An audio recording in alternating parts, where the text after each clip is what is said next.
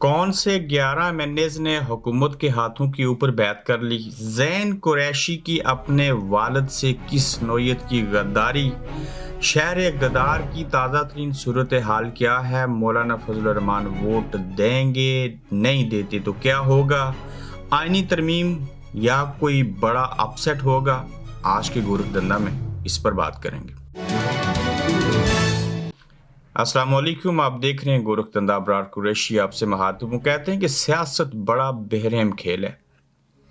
उस बेरहमी की इंतहा इस बात से लगा लीजिए कि शाह महमूद कुरैशी के बेटे जो ज़ैन हैं वो भी लड़खड़ा गए और उनके साथ साथ दीगर 11 एमएनएस जो हैं पाकिस्तान तरीके इंसाफ के और सेनेट की डॉक्टर जरका, वो सारे हुकूमत के हाथों के ऊपर बैत कर चुके हैं। अब वो डॉक्टर जरका जिसके लिए हमने आवाज़ उठाई, सारा कुछ हुआ, हमें डाउट था ये प्लास से बाल खींचने, बच्चे की चीखें सुनाना, सारी चीज़ें, ये सब हमदर्दियाँ हासिल करने की असूल के लिए चीज़ें थी। लेकिन ये ज़ैन कुरैशी के मामले के ऊपर मैं आता हूँ, लेकिन सबसे पहले मैं आपको ये बयान कर दूँ, जब इमरान खान साहब 14 माह से जेल में हैं, कोई बड़ी बात नहीं, मर्द हैं, सारे लोग, तमाम सियासतदान, तमाम साबिक़ वज़ीर आज़म जेल में गए, फांसियाँ लग गई उनको, ये तो फिर भी ज़िंदा हैं।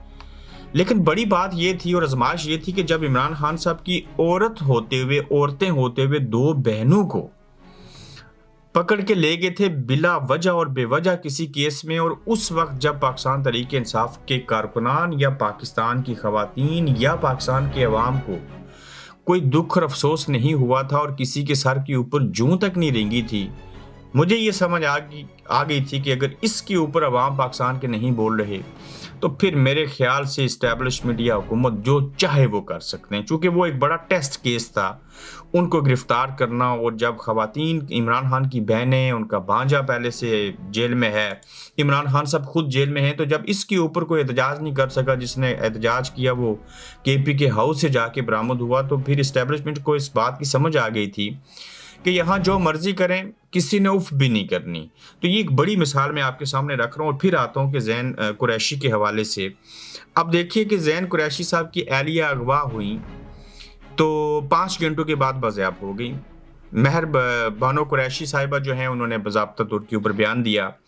क्या आपका ज़हन इस बात को तस्लीम कर सकता है कि जिस ज़ैन कुरैशी का वालिद शाह महमूद कुरैशी बीमारी की हालत में, और जब 9 मई हुआ तो वो कराची में अपनी अहलिया को और ज़ैन कुरैशी की माँ को बिस्तर के ऊपर बेड पे छोड़ के आ गए थे, फिर उनके ऊपर दर्जनों एफआईआर हुई, बीमारी नामसाद हालात के बावजूद शाह महमूद कुरैशी डटे रहे, और उनका बेटा जो है ना वो पार्टी से राब्ते में, ना किसी और से राब्ते में, राब्ता था तो किसके साथ, ताकतवर जो हैं, और किसके साथ राब्ता था ज़ैन कुरैशी का, फैसल वाडा के भी वो बड़ी हैं, उन लोगों के साथ पीटीआई के, ये जो बाकी नाम मैं आपके सामने रखूंगा, इन सबको कायल करने वाले भी ज़ैन कुरैशी थे। अब सवाल ये उठता है कि गद्दी नशीन है, कुरैश कबीले से भी इनका तल्लक है, बाप जेल में है, बहन जो है वो बाहर है, बीवी को ठीक अगवा किया गया, बाद में वो मिल गई, तो कहीं ऐसा तो नहीं है कि ये अपने बाप से गद्दारी नहीं कर रहे, बल्कि शाह महमूद कुरैशी समेत सब की म्यूचुअल अंडरस्टैंडिंग से सारा कुछ होने लगा है। ये ऐसे खदशात हैं और चीज़ें हैं, ये जब वोट देने आएंगे इनकी आप शक्लें देखेंगे तो पता चल जाएगा। तो अब अगर मौलाना साहब मान गए तो ज़ैन कुरैशी के तो वोटों की ज़रूरत नहीं पड़नी। हाँ, मौलाना साहब जो 3 मुसवदे हैं मैं उसके ऊपर भी आता हूँ, तीनों में से जिस मुसवदे के ऊपर मौलाना साहब एग्री होंगे उसके ऊपर मौलाना साहब वोट देंगे। तो अगर मौलाना साहब एग्री नहीं होते तो ये एमएनएस जो हैं पीटीआई के बिकने और झुकने वाले, इनके वोटों से काम चल जाएगा, और जो मौलाना साहब अगर वोट देते हैं तो इनके वोटों की ज़रूरत नहीं पड़ेगी। अब फैसल वाडा साहब ने पहले से कह दिया कि आज आईनी तरमीम हो जाएगी, से पहले वफाकी काबीना ने तो पास कर दिया, सेनेट का पहले इजलास होगा और फिर कौमी असम्बली का होगा। अब तमाम लोगों को वहाँ पे देखेंगे, शायद जैमर्स लगा दें और चीज़ें करें, लाइव चीज़ें ना दिखाई जाएं इस इजलास को, वहाँ कोई वीडियो भी ना बना सके तो खुफिया तरीके से करेंगे, जैसे इमरान खान साहब के दौरे हुकूमत में भी सेनेट के इंतखाबात में कैमरेज लगाए गए थे अंदर कि किसने किसको वोट दिया या नहीं दिया। अब जब काबीना ने इसको पास कर दिया है 26वीं आईनी तरमीम को, और फिर फैसल वाडा कहते हैं कि हम इसको पास भी करेंगे और शाम को हम केक खाएंगे, दूसरों के बारे में उन्होंने बड़ा अजीब सा लफ्ज़ इस्तेमाल किया कि आप वो खा लेना। तो जब आईनी तरमीम सेनेट से भी पास हो जाएगी, कौमी असम्बली से भी पास हो जाएगी और पाकिस्तान तहरीक इंसाफ इसका हिस्सा नहीं बनेगी। उसके बावजूद जब मैं आपसे बात कर रहा हूं तो जो पाकिस्तान तहरीक इंसाफ है उसके चेयरमैन बैरिस्टर गौहर खान जो है वो मौलाना फजलुर रहमान साहब के घर पहुंच के हैं।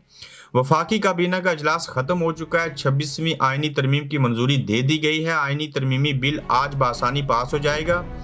आईनी तरमीम के लिए हुकूमत के नंबर्स कमरान मुर्तज़ा पूरे हैं, ये कमरान मुर्तज़ा साहब का एतराफ़ है। इस्लामी शिकों को बिल में शामिल करने के लिए हमारी मौजूदगी ज़रूरी है। कमरान मुर्तज़ा के मुताबिक अगर हम साथ नहीं देंगे तो ये शिकें कौन शामिल करेगा, ये उनका जवाब है कि हम साथ देंगे।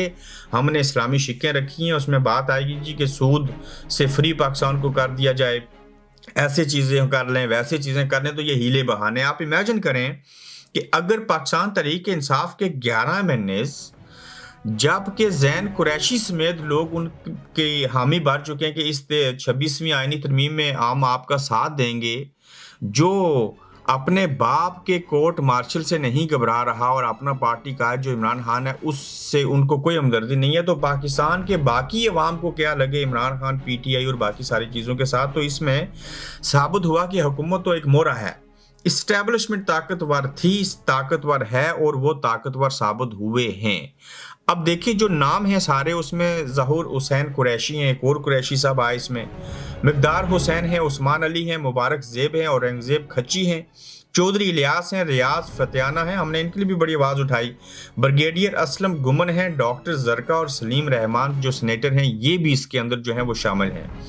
अब सेनेट से पहले इसलिए करना चाह रहे थे कि सेनेट के अंदर मामला थोड़ा मुश्किल था कि वहां से शायद नंबर्स पूरे ना हो सकें। उसके बाद कौमी असम्बली में आएंगे। होता ये है मोस्टली कि जब आप वफाकी काबीना से किसी भी करारदाद को पास करवाते हैं तो उसके बाद आप कौमी असम्बली में जाते हैं और कौमी असम्बली के बाद सेनेट से उसकी मंजूरी लेते हैं, लेकिन यहाँ थोड़ा सा उल्टा मामला होगा। ताहम ये आईनी तरमीम मैं पहले से भी कहता था अल्लाह करे हो जाए, और फिर मुझे ये लगता था कि इसके ऊपर जो वकला हैं बोलेंगे, पीटीए एहतजाज करेगी, मौलाना साहब के कुछ लोग हो सकता है वो इससे एतराज़ उठाएं। तो अब तो ये मुझे लग रहा है कि ये अगर हो गई तो उसके बाद भी लोगों ने कोई नहीं बोलना। अगर ये हालत है जैन कुरैशी समेत बाकी लोगों की तो फिर तो अल्लाह ही हाफ़िज़ है इस पूरे निज़ाम का। ताहम देखते हैं पीटीआई मजीद इसके ऊपर क्या कहती है। जो 11 महीने ने बैत की है, ये जो नाम है ये जब सामने आएंगे तो इनकी ज़रूरत पड़नी है या नहीं पड़नी। 3 मसवदे आएंगे जो मैं आपको अहम चीज़ बता देता हूँ। एक है वही इस्टेब्लिशमेंट और हुकूमत का, दूसरा है पीपल्स पार्टी और मौलाना साहब ने जो मिलके बनाया था, फिर एक ऐसा है जिसके अंदर मौलाना साहब ने कुछ तब्दीलियां करवाई थी और पीटीआई ने मिलके इसको तब्दील किया था। अब देखना ये होगा कि जब ये तरमीम होगी जो काबीना में पेश हुआ वो कौन सा था जिसकी मंजूरी दी गई, जो कौमी असम्बली में आएगा वो कौन सा है और जो सेनेट में जाएगा वो कौन सा। यकीनन एक ही होगा।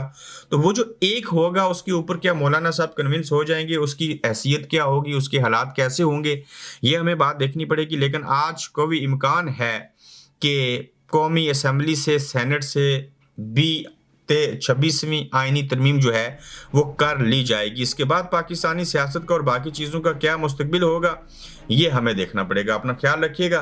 तो हम जल्द ही आपको इस हवाले से दोबारा अपडेट्स लेके आपकी खिदमत में हाजिर होंगे। आप देख रहे हैं गोरखधंधा अब्रार कुरैशी के साथ।